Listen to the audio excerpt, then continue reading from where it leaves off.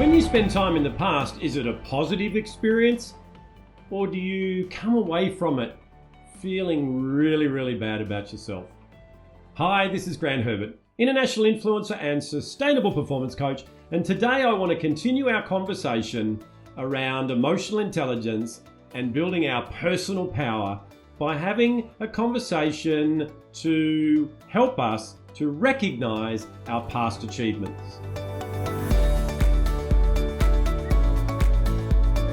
Now, if you're like me, I used to carry around a list of everything that I did wrong. It was all there, ready to go, ready to come up and remind me. It was fuel for my mini-me, for that inner dialogue.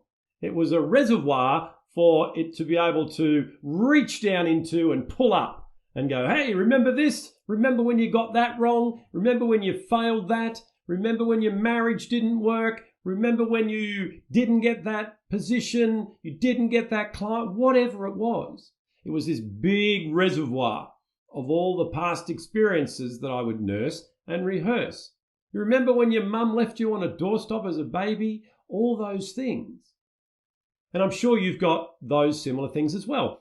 And as we talked about last week, we want to give a better inner dialogue. We want to have an opportunity to have some good stuff be spoken to us, because that'll propel us and empower us to be who we can be. So what I want to do today is to help you to look at things from a different way.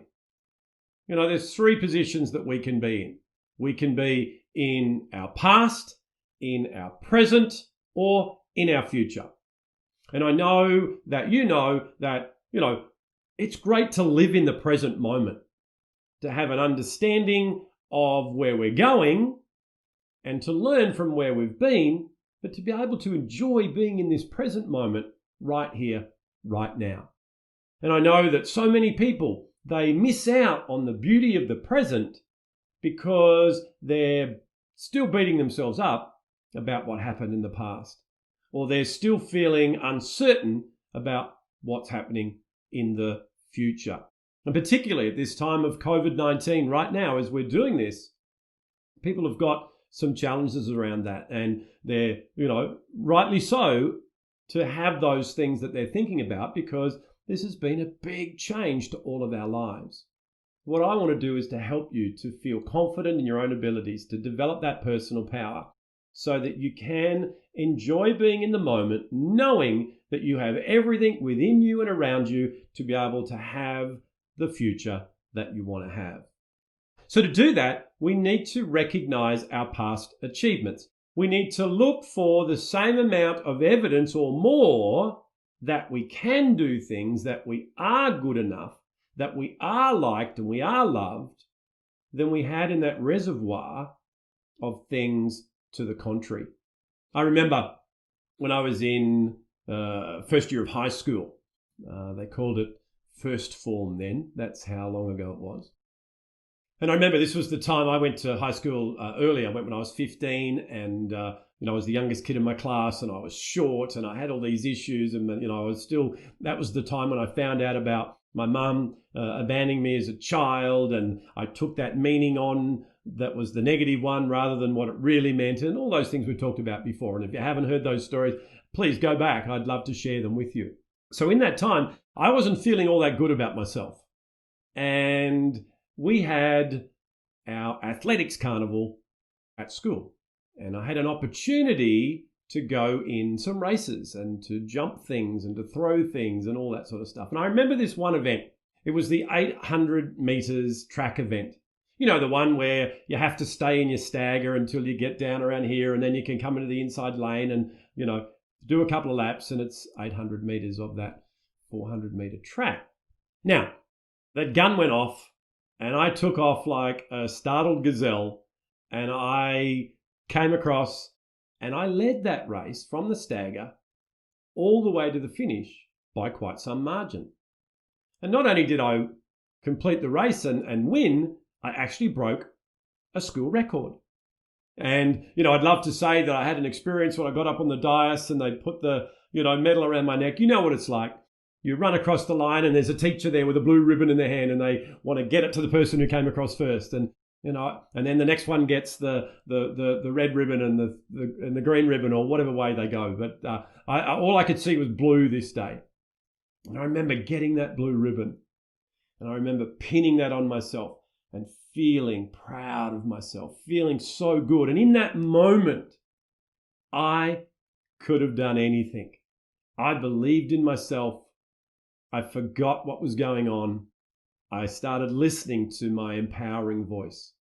Now, it was a process, and it didn't take long for the other voice to go, hang on a minute, that's just one race, dude. Let me just remind you of all the other things that you failed at. But I tell you that story to give you an example of what I would love you to do.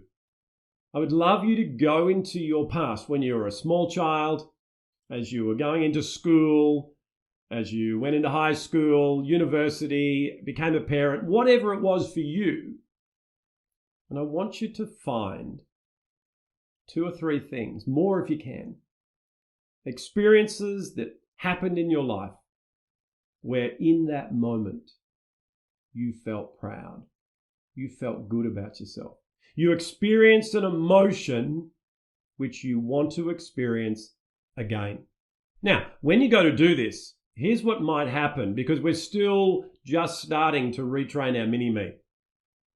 As you go to think about those things and to give yourself permission to feel good about yourself, your mini-me could decide to try and take that away from you and remind you of things like, well, compared to this, that's nothing.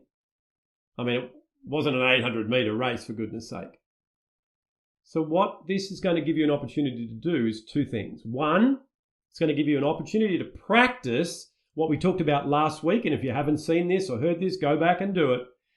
And it's going to give you some resource to be able to retrain your mini-me with.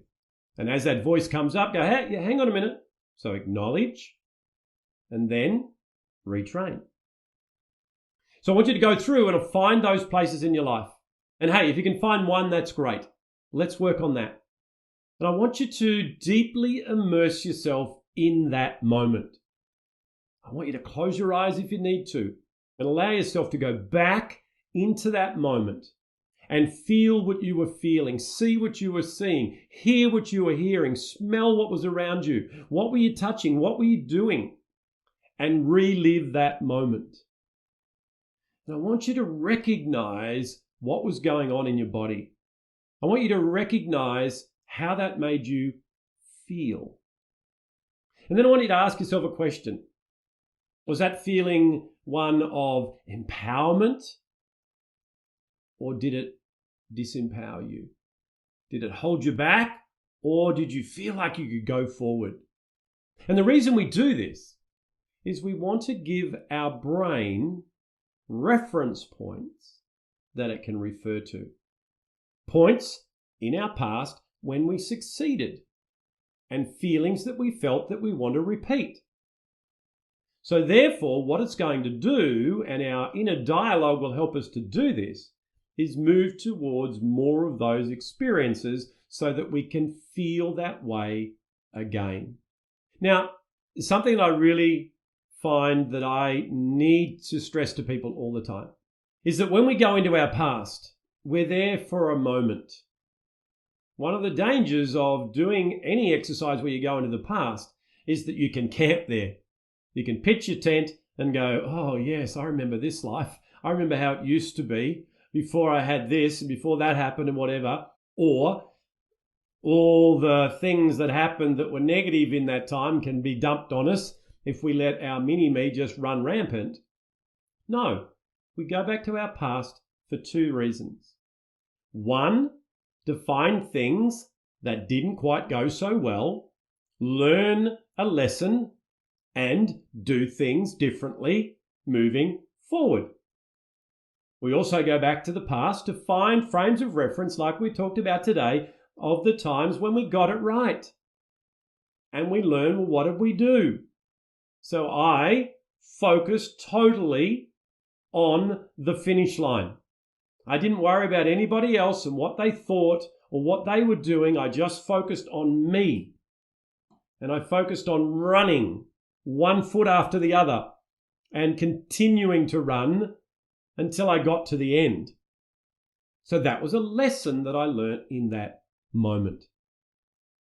So today we've had a conversation that's going to help us to rewire that brain of ours with positive dialogue, with positive frames of reference to build up our personal power, that competency that underpins all the other competencies of emotional intelligence, by looking into our past and acknowledging those times when we did feel good about ourselves, those times when we felt that we did achieve.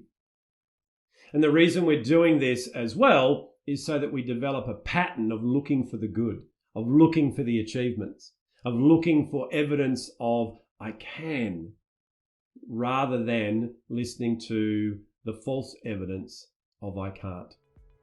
Well, that's it from me for another week. Join me again next week when we continue to build our personal power by learning how to enforce healthy boundaries. I'll see you then.